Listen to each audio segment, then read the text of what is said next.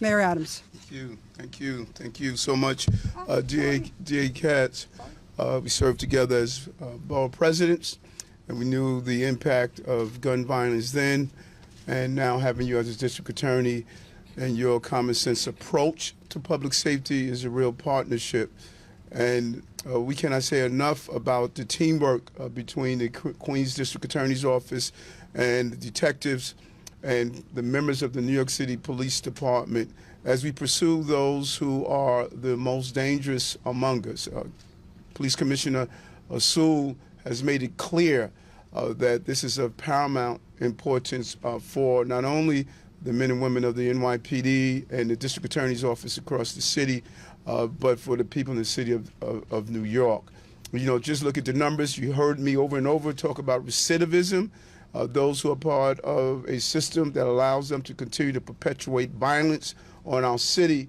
We need to have that collaboration to crack down and take down these groups.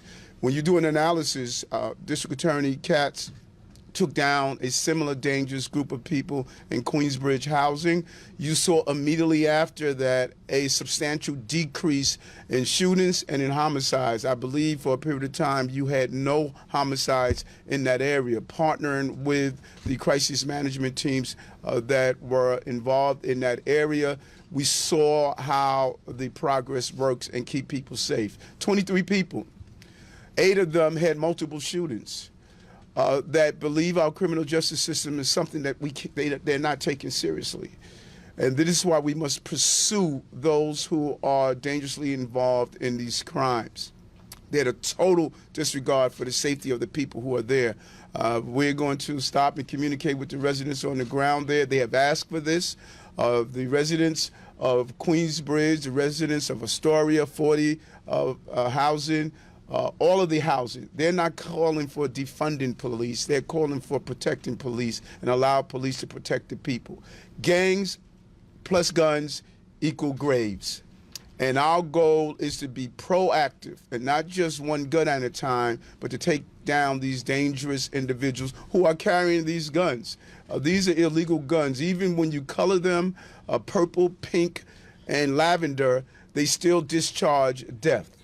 They are endangering the lives of innocent people in our city, and they have no regard for the safety of the people who live in our city. And we are saying in the most clear and loudest voice possible that we're going to use every tool that is available to pursue them and take down the criminal enterprises that are creating the violence and death in our community. And before I depart and turn it over back to the district attorney, we know of the incident that took place yesterday in Bay Ridge. The police commissioner will be doing an announcement later on today. Our hearts go out to the families. I visited the families in the hospital yesterday, 2 of the victims, and I visited and communicated with family members of the one deceased. He leaves behind children. He was a single father, raising those children on his own. Just a terrible tragedy. And I just want to thank the New York City Police Department for taking appropriate actions to apprehend the driver. But again, DA, thank you so much for being a great partner. Thank you, Mr. Mayor. Next, we'd like to hear from our great police commissioner of the city of New York and the city of the NYPD, a very welcome sight in Queens County, always here, and we thank her for her involvement in almost every case that we do here in Queens County. Thank you. I, too, echo the mayor's sentiment. Our hearts are with the families and victims of yesterday's horrific incident. And thank you, Madam DA, for your kind words about our member who we lost. Today, we are highlighting the work of our Gun Violence Suppression Unit and the skilled, exceptional professionals of the Queens DA's Violent Criminal Enterprises Bureau. But this critical work is done every day, citywide, by the hundreds of patrol and investigative units across the NYPD. The indictments announced today are the direct result of the exceptional collaboration between the Queens DA and the NYPD. These investigations are crucial. The dismantling of these gangs is essential. And as we have seen over the last year, apprehending these criminals is imperative. Together, we are continuing our fight against illegal firearms in our city and against anyone who terrorizes our neighborhoods. We're here in Queens talking about dismantling these crews and gangs, but we have been at podiums like this over the last several weeks and months, announcing with our partners several takedowns and indictments of other gangs and crews who believe that they too could create a culture of fear in our city. Those who believe that are wrong. We will be back with more cases and more arrests wherever violent criminals threaten our communities. These are dangerous people, and bringing them to justice is a dangerous job. But nobody does that job better than the women and men of the NYPD.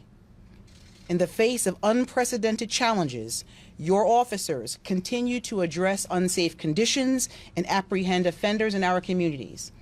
And your detectives steadfastly work these cases that leads to the success we are reporting today. So thank you to our District Attorney, Katz, and your entire team for our partnership and the work you do in our collective effort to keep New York City safe. I will now turn it over to the commanding officer of our Gun Violence Suppression Unit, Deputy Chief Jason Savino.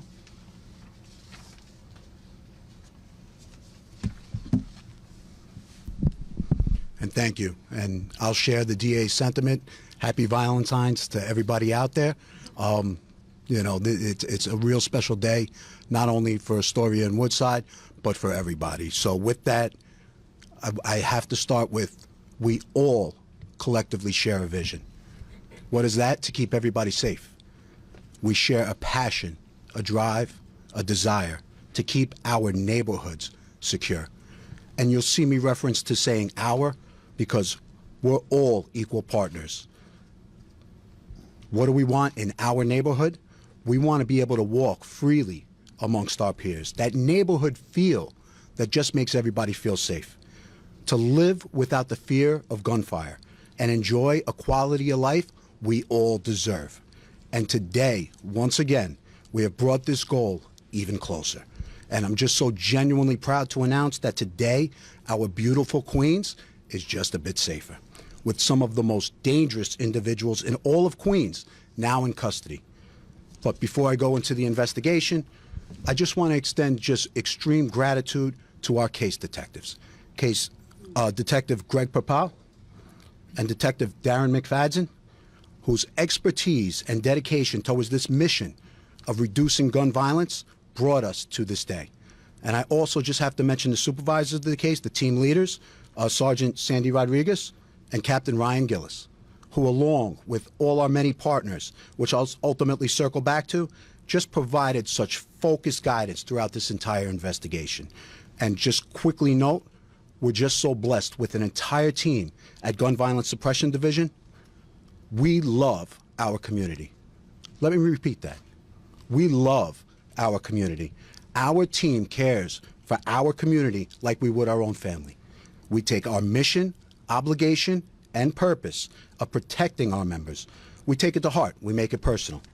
So today's announcement, as noted, and more to come, it shows that our team will remain absolutely relentless in addressing this senseless gun violence. Let's get right into the case.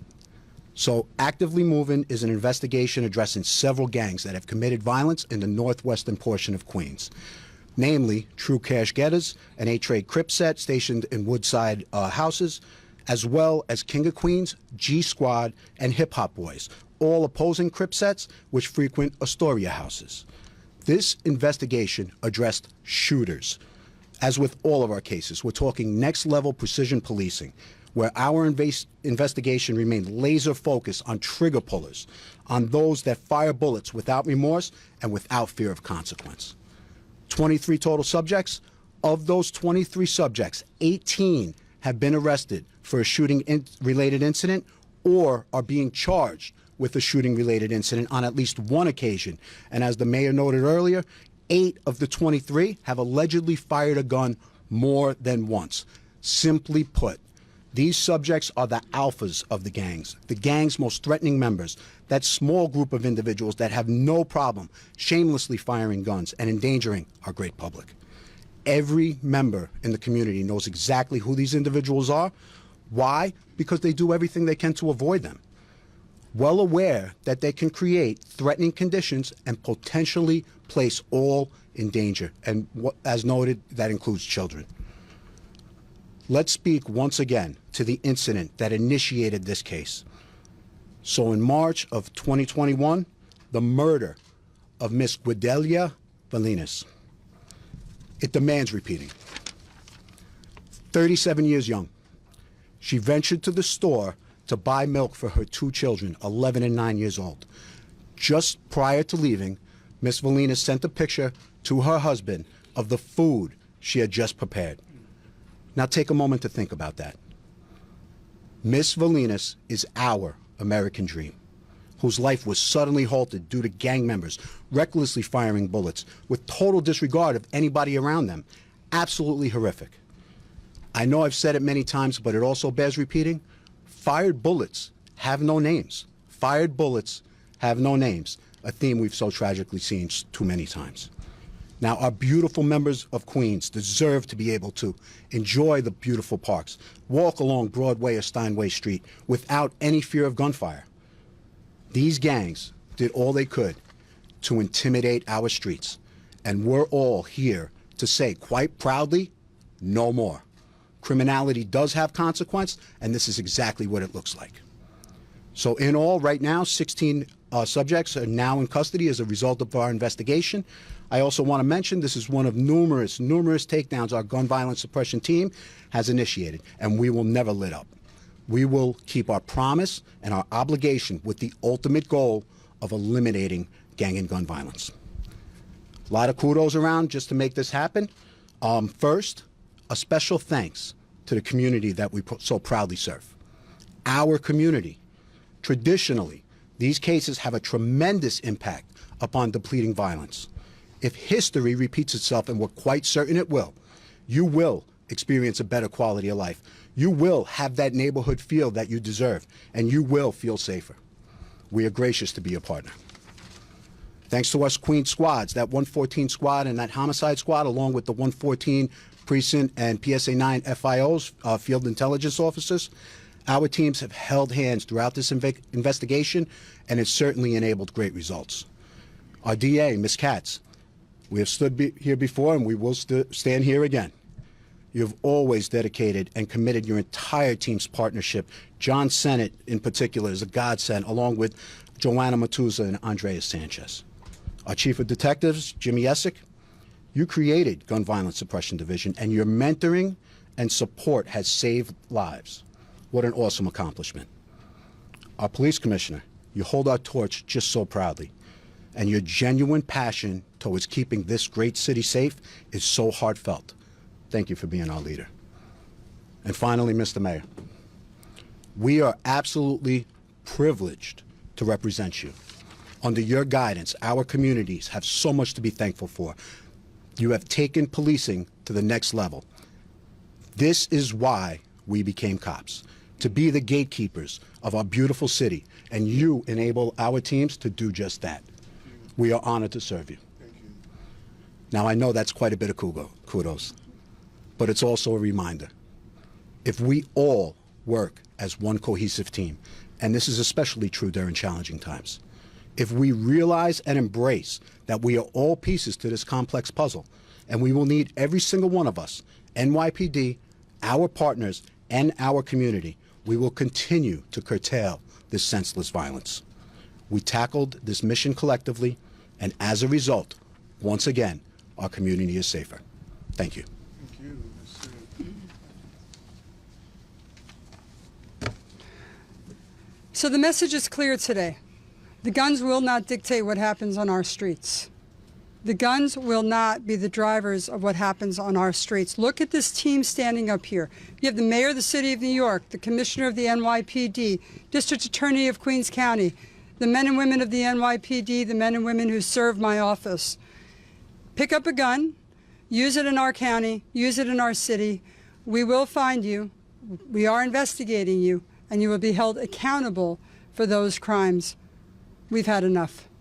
Thank you very much. I'm happy to open up for questions on topic. I want to just Acknowledge my Chief Assistant, Jen Nyberg, who's here with us today as well. Huge part of all these investigations. Questions on the topic? Frank? Hi, DA Hanson, Mayor Adams, Commissioner Sewell. This getting takedown that's laid out in this indictment happened in a busy area on busy streets. The violence incident yesterday with the U-Haul also happened in a busy neighborhood. Does the city's density work against it? How can people be sure they're not going to be victims of a random crime, random violence? I'll let anybody else take that who wants to. I can only say this. We are the city of New York. We are busy. That is what we do. We are economically driven. We are residential driven. We have people who rely on this city every single day for their safety and for their well-being. The NYPD is out there every day policing the streets. They will continue to do so. They can speak for themselves, and we will continue to prosecute and hold those accountable that do not let life live on a daily basis in our busy communities. Commissioner? Yeah, I'll add to that, actually. In terms of the density, we're talking about a concentrated area where this case was affected.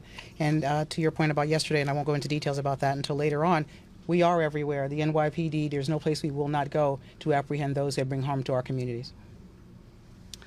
And I want to add to what Deputy Chief Savino said as well. Just to put this in perspective for everyone, Astoria and Woodside are 6,000 people. 6,000 people. These 23 individuals were able to wreak havoc every day in the community. Very small amount of people. You use guns, you use gangs. That's what happens. We will not allow it. Sir. Were any of these gangs using ghost guns, and have you seen an increase in individuals printing these guns?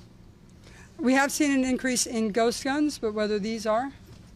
On this particular, in this particular case, we did not recover ghost guns, and there were no printed guns in this case. In other matters, of course, unfortunately, in this county, we have already seen 3D printing as far as firearms are concerned.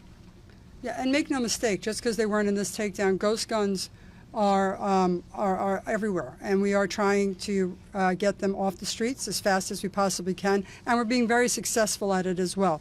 You buy a ghost gun, we're probably going to find you. Mike, hey. Sorry. We look alike. Yeah, I got a good story about that. How cooperative was the community in getting to these arrests? Were they cooperative, and if so, could you kind of describe like what the community involvement was in getting to this point? I'm going to ask Deputy Chief Savino to take that. Yeah, that's a great question. So, you know, as mentioned, these are the individuals that are putting fear really in every resident's heart, if you will. You know, we are engaged with the community in a multitude of ways. You know, matter of fact, I was part of the mayor's task force, which offered so many different services to our community, engaged the community. Matter of fact, we have a meeting tomorrow in Brownsville, engaging the community. You know, specific to the 114, they asked for this to occur. You know, you have to remember, every community member is our next witness, is our next source, are individuals that we are here to protect. These are the people we serve. And we saw that throughout Astoria, we saw it out throughout Woodside, and as mentioned earlier, through the prior cases with Queensbridge as well. So the community tremendously receptive. They don't want to go home and have to walk around these individuals that place them in danger. They don't want to. And it's something that it's tremendously well received, and you see it just walking through when you get a subtle nod. That means the world to us. And we have heard from a lot of the community members after the individuals were arrested and after the indictment came down, and they are happy to take a breath. Ms. Kramer. I have two questions, one for the DA and one for the mayor. DA Katz, I wonder if you could tell us why these two subsets of the trips split, if there was some reason they split. And if you could tell us what the count was, like how many people were shot, how many people were murdered during the course of your investigation? Well, like the Deputy Chief said, this was actually started with the murder of a woman going to get milk for her two children. And I'll let the Chief go through the actual numbers in the indictment.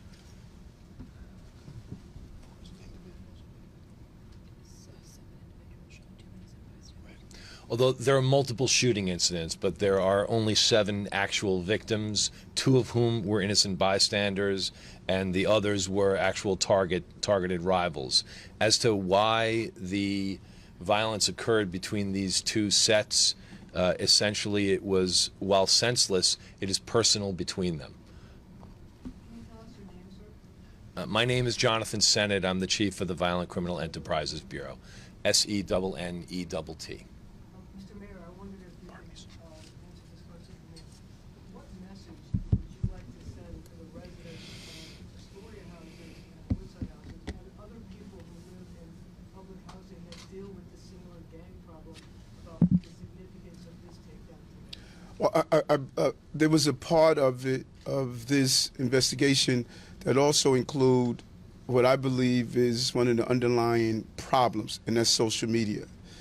Using those who are using social media to taunt each other, and using a version of drill music, and it's not saying all drill music, and I want to be clear on that, but using a version of drill music to taunt and turn into violence. So what happens in social media impacts our society. And social media, they have yet to grasp what they're doing to our communities. And the message is clear. I mean, when we saw what the Queens District Attorney's Office and the detectives and her office were able to do in Queensbridge, it was astonishing immediately after that takedown how it translated into safety. And we want active participation from the residents. There's an overwhelming amount of violence that surrounds NYCHA housing, and it is unfair to the tenants who are there because they too want to live in a safe environment. They don't want their playgrounds cordoned off. They don't want their children to participate in this fear factor. And so when we zero in on these areas, we're saying to them that they are as important as any resident. I think the Detective Bureau has been loud and clear, just the passion of the caring for the people in this resident. It hurts us. Anyone who has been in policing would tell you how devastating it is to go to a family member, knock on that door and say your child is not coming home. I don't know how many times the commissioner and I have been in hospitals hearing from family members. It takes a lot out of you. And these gangs taking them down is the message we want to send to residents over this entire city. We're not going to surrender our streets to violence. Now, there's a disconnect from the residents and those who state they represent the residents.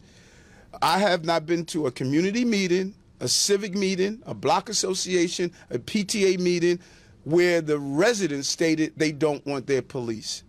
I have not been in one location where residents said, disband, defund, take away from my police. I've heard just the opposite. Where are my cops? I want my police officers. And there's something that's securing and that's safe when you see that man and woman in that blue uniform. So are you saying that this kind of a takedown sends a message to the people in the city council who were saying we need, especially in the progressive caucus, who said they want to defund the police? It's a very loud, clear message, and what is interesting is that there are those who say they want to defund the police, have been reaching out to us for personal security, have been reaching out to us to get more police in their communities. And I say, well, you know, just as you hold a presence and say defund, hold a presence saying that you want personal security and that you want more police in your community. You can't have a public posture and then a private conversations. No, I'm not doing that. If you don't want police in your community, let me know, and I'll tell you the communities that were like yours. Who are those people? I'd like to remind everybody that of the 23 defendants, 18 of them, even though it's a conspiracy charge, and I want everyone to recall that too, 18 of them shot a weapon. 8 of them shot the weapons more than twice, according to the indictment. I think that's very important to acknowledge. Out of the 7 people who were hit with the gunshots, 2 of them are unintended targets. So I think we all need to keep that in perspective. This is a conspiracy charge because we need to send a message out that gangs cannot be your family, your substitute family. There are other types of activity out there, and if you are in a gang, if you are using weapons, if you are using guns, unintended people are going to get injured. And even if it's intentional, we are going to come out and investigate and find you. There are many ongoing investigations, and they should actually be aware of that as well. Down there. District Attorney Katz, all 23 defendants currently behind bars and 7 victims, multiple shootings. 16, right? What is the assurance we give the public that they're not going to go back to the streets before trial? So we did the indictment pre-arrest. 16 of them are now arrested. The rest, I have no doubt, are going to be found by the warrant squad of the NYPD and be in custody soon. One more. I had a question for the mayor. You touched a little bit about recidivism. You've also spoken about bottlenecks. On topic. Yeah, I'm wondering, how does elements of this case apply to sort of these larger points that you were making? And is anything about this case going to help you speak to legislators as well? I believe that it was just indicated that those who were part of the 23, many had multiple incidents. I believe the number was 18. And just think about it. Some of them were out for shootings. Some of them were out for other dangerous crimes. And it just fits into the overall conversation that the commissioner and her team, they have been stating for some time now. We have anywhere from 1,700 to 2,000 people who are committing repeated crimes. They just have a total disregard for the criminal justice system. They don't believe that they are held accountable. And if we zero in on those 1,700 to 2,000, you're going to see a substantial decrease in some of the violence that we are witnessing. And that is my message to the lawmakers in Albany. We have been having great conversations. The governor has been a real partner, and I've been speaking with the leaders and electeds up there so we can zero in on what we agree, the extreme recidivists. They are our problem, most wanted, and we must target them. Last on topic back there. I don't know if you saw, this is for Mayor Adams. On Monday, the Post's front cover, we reported about how there was more than 170,000 complaints of felony crime, level since 2006. On Friday, we had a story about shoplifting crimes. It's more than 60,000 complaints. We're just kind of wondering, how's your administration planning to combat the surge, not just pure tough on crime? Yeah, I'll take that. So I think we're all mindful of the fact that while we talk about our shootings are down and our homicides are down, one is too many, right? And we have other crimes that we have to focus on as well, and we're actually doing that. We had a challenging weekend, and we recognize that it's not just about the deployment of our resources, and we did move resources to be able to address those concerns as well. But there's a strategy that we have to put in place here. People are concerned about robberies, they're concerned about shopliftings as well because they affect quality of life. So we're tackling those crimes head on, and as the mayor said, we have some challenges, legislative challenges that we're looking at as well. But it comes down to being able to put our officers in the right places. So we're constantly evaluating those strategies and being able to tackle those other crimes as well. And the commissioner and I want to be clear. The responsibility of people being safe in the city, that's our responsibility. And no matter how bad the deck or our hand is, we are not going to abdicate the responsibility. We have to keep the city safe. That is our job. And yes, we have challenges. Yes, we have people with mental health issues. Yes, we have some real challenges in our legislative bodies. But we are not going to say because of those challenges that we can't keep our city safe. Whatever hand we are dealt, we are going to drive down crime. We're going to do what we have committed to do. Continue to remove guns off the street, dangerous people off the street, partner with our DAs, prosecute, but we know this is our job. The buck stops here, and we're going to defeat those who want to keep us unsafe. Why don't we do a few off topics? Okay. Why not, should the DA stay to help me with these guys? Thank you. That's just. Do you need me? You good? Yeah. Okay. All right. Good to see you. Good job. Good job. Good job.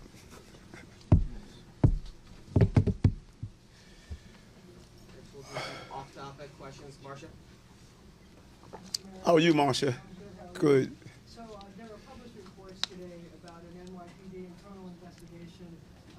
the George Floyd protests were handled, and it was very critical of how the NYPD manned up, sent people to the various demonstrations. There was a lack of personnel, etc. It was a long and long thing. I wonder what your reaction is to that internal report, and if you're going to take any steps now to make sure that never happens again. Yeah, I haven't read over the entire report, and we're going to dig into it because it's about learning from past experiences.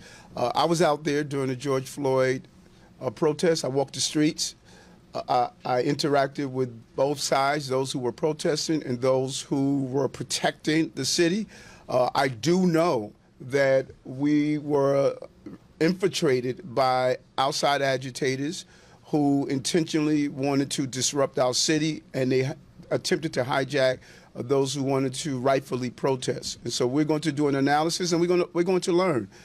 This is that happens prior to my administration, but I know what the former mayor and police commissioner had to endure during those difficult days of what was happening on our street. There was a combination of those who were peacefully protesting and those who were being disruptive, and some of them for criminal opportunities. What happened on Fordham Road, what happened on Fifth Avenue, had nothing to do with George Floyd. You had people who were intentionally trying to use the incident for criminal behavior, and when you have a combination of that, it makes the job extremely difficult. But we would do an analysis. So are you basically cutting them some slack and saying that the pressure of the multiple demonstrations and the infiltrators and everything else made it difficult to police, or are there lessons learned about failure to man up?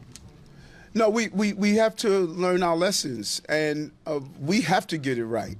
I mean, we are, when I say we, I say NYPD. We don't get do-overs. We don't get rewinds. We have to get it right. And we learn from whatever the internal investigation determined was improperly done. We have to incorporate into how we move forward the next time. Every layer you learn how to get it right to get the perfection that you want. But again, I was in the street. I was on the streets during the protests, and I saw a combination of those who wanted to peacefully protest and those who were professional agitators, carrying frozen water bottles, bricks, Molotov cocktails. Those are not people who are peacefully protesting. And we need to be able to distinguish between the two. But I'm going to read through the report, and we're going to make our recommendations. Eric from the Daily News. I got an AKA now. I saw that you were at a job fair this weekend, and I wanted to ask you about the staffing situation at city agencies. Where do you see yourself in the city making the most improvement as far as staffing, and where do you feel like there's the most room for improvement needed? Like what agencies are hurting most because of staffing? Right, and a couple of things. You know, I've heard analysis from both the city council and the controller's office. We're at, I think we have a 8% vacancy rate. We're around that. The controller has a 14.5, and they have remote work and all other options. The city council has 14, and they too have all these other options. And so what we're doing, when I learned, when I sat down with DCAS and all of our agencies, we were resting on the historical ways that people were seeking jobs. People were taking civil service exams, and they were coming to us. There's a post-shift that you have to go out now and compete. And I'm hearing from all of my corporations, they're all saying the same thing. Every corporation across the country are saying that they don't have the manpower. They're looking for work.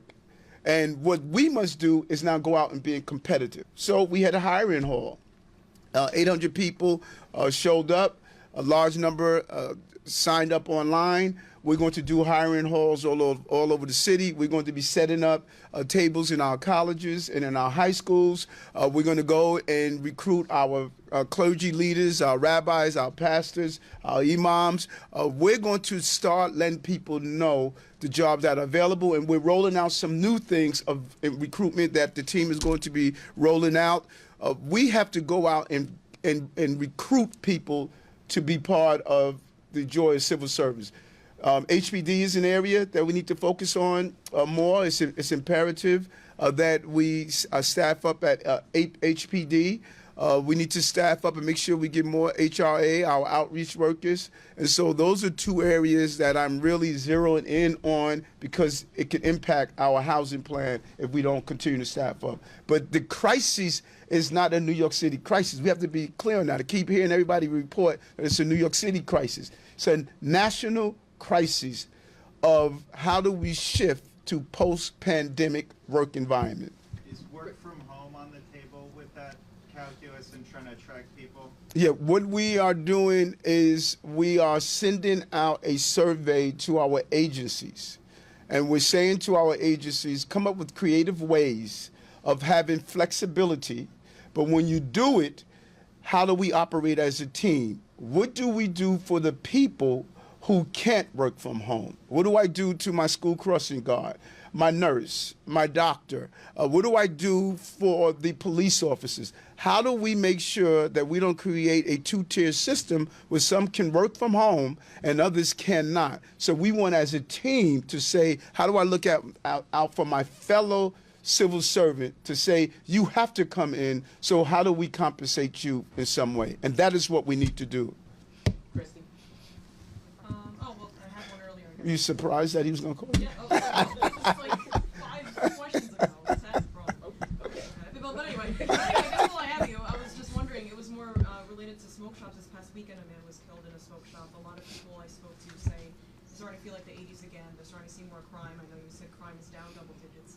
Is there any sort of efforts zeroing in on that just this past weekend? Is there any more efforts into these communities and specifically smoke shops? A lot of people are saying sketchy people are coming into their communities, specifically smoke shops. No, and I'm glad you stated that. And I had a conversation with Albany, and here's the problem with the smoke shops. And you're right, we're finding that smoke shops, because they're a cash business, that they are contributing to our robberies.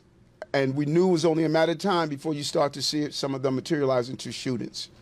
So a police officer cannot go into a smoke shop and take action alone.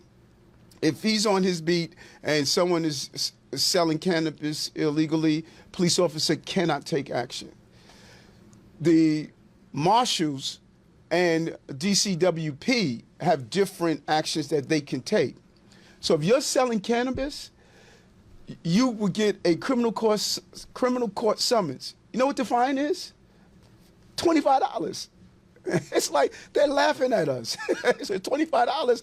That is not even a sale, you know. So they have weighed the cost of doing business with the cost of enforcement. And so what we must do is change the enforcement. And that's my ask of the lawmakers, to give the authority to the police department to go in, to do inspections, to confiscate. Now, we have confiscated a substantial number of cannabis items, illegal cigarettes, flavored cigarettes. We have been taking action, but the ability to enforce is outpacing what we can actually do. And then we have to make landlords accountable. If you are knowingly leasing your space to someone who is selling illegal products, you need to be held accountable also, and we need to look at legislatively how to make that part of the nuisance abatement, and those are my conversations I'm having with the state. If we don't get this right, we're going to undermine the entire system, and what has happened in Los Angeles and other locations will happen here. We got too far ahead of ourselves in the legalization. It should have been matched with the enforcement. Because if the enforcement is a $25, $50 fine, and you're making $1,000 a day, you know, the shop across the street from us, we raided twice.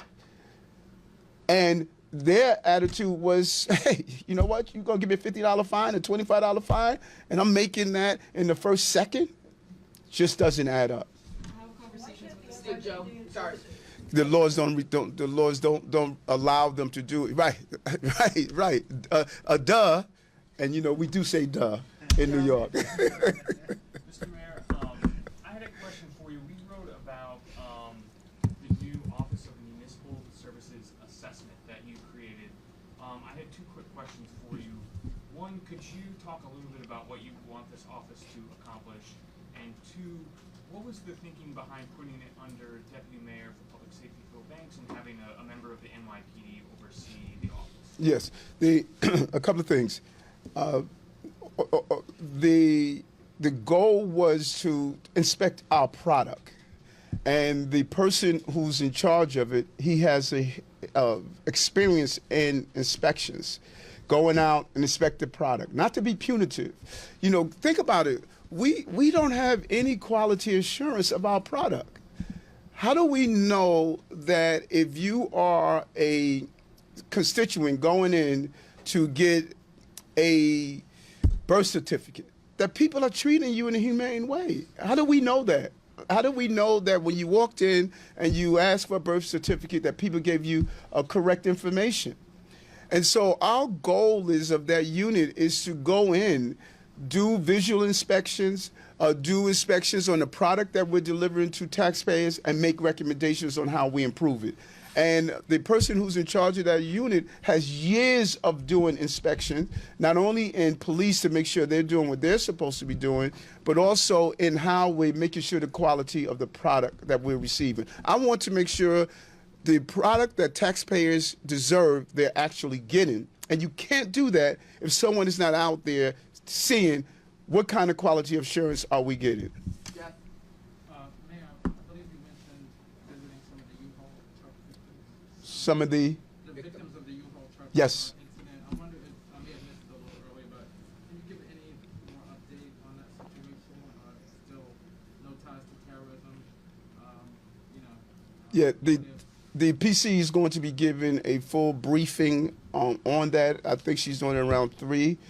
She'll give you an overview. I know that one of the incidents is a real horrific story. A father was raising his children, young children, and he was the one that died in this incident. I visited 2 of the other families at the hospital, and it was just it's a horrific incident. And our office is going to be there for the family as much as we can. But it was just really despicable what happened to them. But the police commissioner will be giving an update. All right, last question, Kyle. pretty off topic, but earlier we were passing around Happy Valentine's Day. Do you have a Valentine? What is, like, when you say that, what does that mean? Do I have a boo? I mean, do you have a date tonight? I'm in love with the city, and I will be out making sure that everyone can have a safe Valentine's Day and enjoy it. Thank you. I didn't get your Valentine. I got to make sure you get your cards. You know I love it. No, I know. Well, I was trying to hurry for you.